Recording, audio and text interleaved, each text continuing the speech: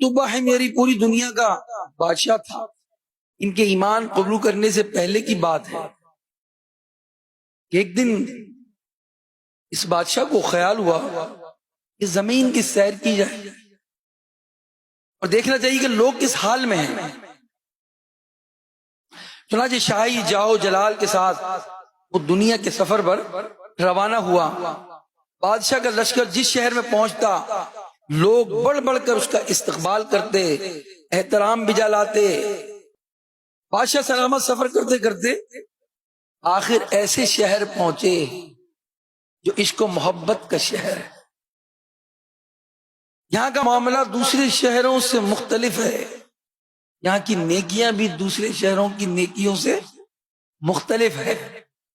جس شہر میں پہنچتے لوگ بڑھ کر استقبال کرتے، مگر جب یہ شہر مکۃ المکرمہ پہنچتے ہیں تو نہ استقبال نہ عزت و احترام بجا لانے کے لیے کوئی آیا.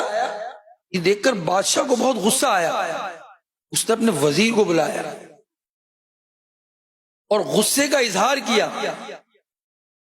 وزیر نے بتایا کہ بادشاہ سلامت مکہ مکرمہ میں ایک گھر ہے جسے لوگ بیت اللہ کہتے ہیں. یہ لوگ بس اس گھر کی عزت کرتے ہیں. سن کر بادشاہ کو اور غصہ آیا اور بادشاہ نے حکم دیا کہ اس گھر کو گرا دیا جائے اور یہاں کے لوگوں کو قتل کر دیا جائے. جیسے ہی بادشاہ نے کہنے کو تو یہ کہہ دیا،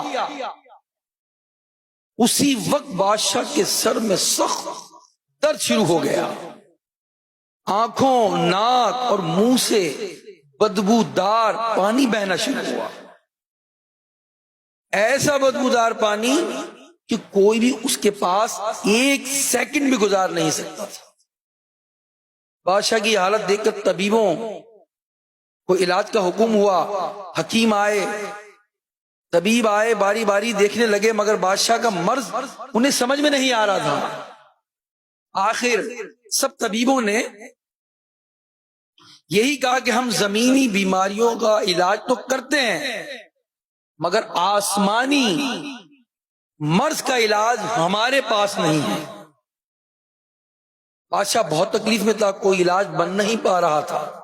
اسی حالت میں رات ہوئی. ایک عالم صاحب وزیر کے پاس آئے اور کہا کہ میں کچھ سوال پوچھوں گا، اگر بادشاہ سلامت مجھے اس کا درست جواب دے دیں تو میں ان کا علاج کر سکتا ہوں. وزیر نے تنہا چھوڑ دیا ان کے پاس. عالم صاحب نے بادشاہ سے کہا یہ بتائیے کیا آپ نے بیت اللہ کو نقصان پہنچانے کا ارادہ کیا تھا؟ بادشاہ نے کہا ہاں ایسا ہی ہے. اس عالم صاحب نے کہا اسی سبب سے آپ کو یہ بیماری لگی ہے کہ اس گھر کا جو مالک ہے نا وہ دل کی بات جانتا ہے، خوب جانتا ہے دل کی بات.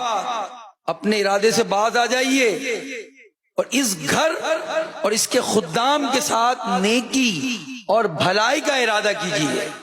اگر آپ ایسا کر لیں گے تو پھر آپ کو شفا مل جائے گی. تو بادشاہ نے اپنا ارادہ بدل دیا اور کعبے کی عزت کی، اہل مکہ کے ساتھ نیکی اور بھلائی کا ارادہ کیا. بس یہ ارادہ کرنے کی دیر تھی کہ بادشاہ کو اسی وقت شفا نصیب ہو گئی. اور اس وقت طبع حميري کعبے کے رب پر ایمان لائے اور کعبہ شریف پر 7 قیمتی غلاف چڑھائے.